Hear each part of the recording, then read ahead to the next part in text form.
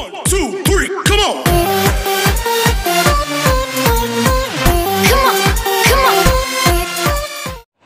Hi guys! Welcome back to my YouTube channel. Ang lulutuin natin ngayon ay pang-ulam at pwedeng pang-negosyo. Tara, samahan niyo magluto. Ito yung 1/4 kilo na baboy. Slice natin ng 3 pieces na pahaba. Slice natin ng maliit na cubes.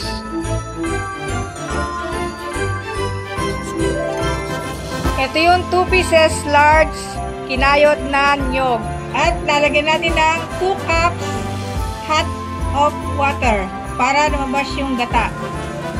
I-mix natin. At pigain na natin. Mayaman sa vitamin C, vitamin E, antioxidants, selenium, and zinc.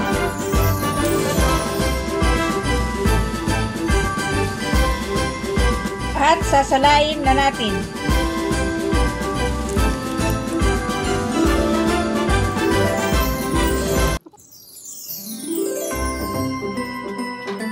At yung pangalawang gata, lalagyan natin ng 6 cups of warm water. Ganun ulit. Same process.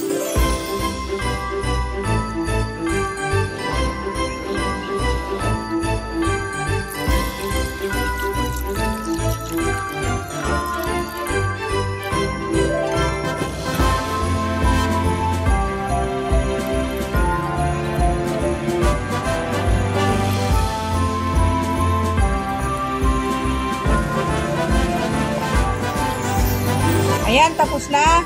At itatabi muna natin. Ito yung 1/4 kilo medium size na hipon. Tanggalin natin yung matulis niya. At yung mga galamay. At yung matulis sa dulo. Mayaman sa vitamin B12, calcium, iron, magnesium, zinc, and selenium.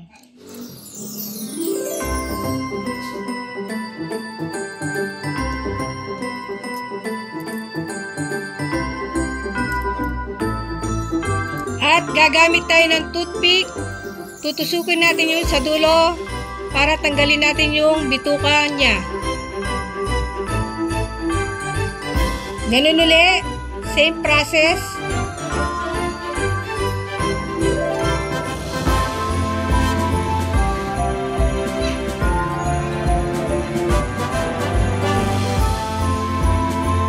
Ayan, tapos na. At itatabi muna natin. Ito yung 2 pieces na siling labuyo. Slice natin ng 5 pieces. Mayaman sa vitamin A, vitamin C, vitamin K, vitamin B6, manganese, and magnesium. At babalatan na natin yung sibuyas.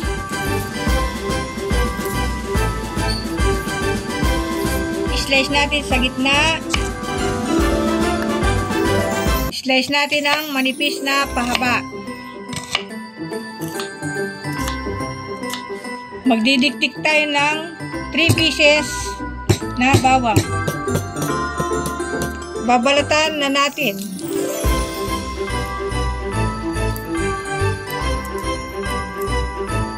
Didiktikin natin ulit.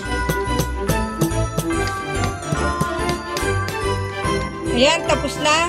At magluluto na tayo. I-on natin yung stove. Medium 5. Lalagay na natin yung 3 tablespoons oil. At lalagay na natin yung baboy. I-mix natin. At antayin natin mag-light brown. Ayan, light brown na. At lalagay na natin yung garlic, onion. I-mix natin. At antayin natin mag-light brown yung garlic. Ayan, brown na. At ilalagay na natin yung hipon. Antayin natin mag-orange. At babalik ka rin na natin sa kabilang side.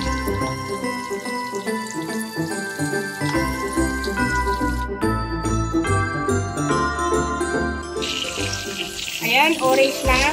At luto na siya. Iwalay muna natin.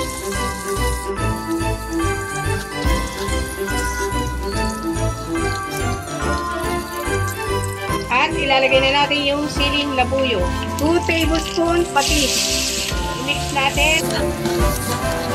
Ilalagay na natin yung pangalawang gata. 2 teaspoon iodized salt. 1 teaspoon ground pepper. I-mix na natin. Tatakpan ko na at babalikan natin after 5 minutes. After 5 minutes, tignan natin kung kumukulo na at lalagay na natin yung 1 kilong daon ng gabi. Pinatuyo ko, binilat ko ng 2 araw. Mayaman sa vitamin A, vitamin C, folate, and calcium. At tatakpan ko na at babalikan natin after 30 minutes. After 30 minutes, tignan natin kung natuyo na at i-mix na natin at ilalagay na natin yung unang gata. Tatakpan ko na at babalikan natin after 10 minutes. After 10 minutes, i-mix natin at i-low fire natin para hindi manikit. At lalagyan natin ng seasoning. I-mix natin. At ilalagay na natin yung hipon. Ang sikreto sa pagluluto ng laing para hindi makati sa lalamunan, kailangan tuyo at naglalangis yung gata. At tatakpan ko na at babalikan natin after 5 minutes. After 5 minutes, tingnan natin kung luto na. Ayan, luto na yung laing with hipon. At titikman na natin. At i-off na natin yung stove. Hi guys! Welcome back to Elf's Kitchen! Ito na yung niluto kong laing with hipon. Tara, tikman na natin.